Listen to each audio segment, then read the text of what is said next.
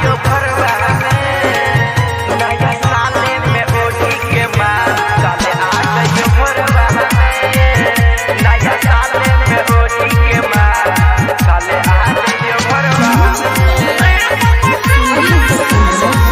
पिंटू बेदर्दी की आवाज में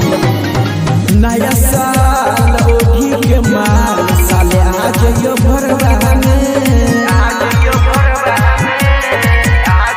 नया साल ओढ़ी के माल साले आ जाइयो भरवा में।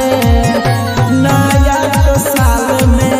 नया माल पटाल ए राजा जी नया तो साल में नया माल पटाल ए राजा जी नया साले में ओढ़ी के माल साले आ जाइयो भरवा में नया साले में ओढ़ी के माल साले आ जाइयो भरवा में आ जाइयो भरवा नया साले में ओढ़ी के माल साले आ जाइयो भरवा नया साले में ओढ़ी के माल साले आ जाइयो भरवा।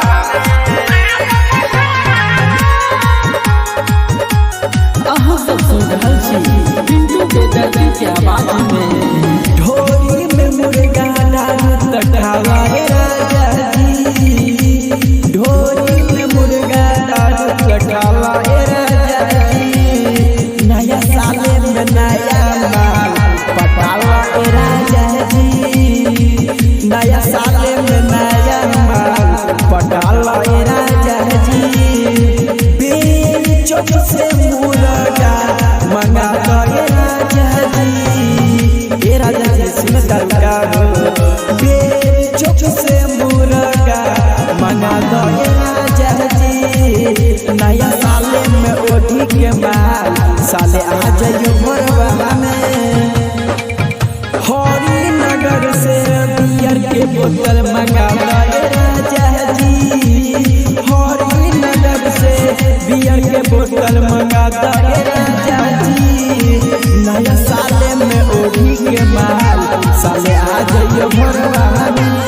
नया साले में ओढ़ी के माल साले आ जाइयो भरवा नया साले में ओढ़ी के माल। अहाँ सब सुन रहल छी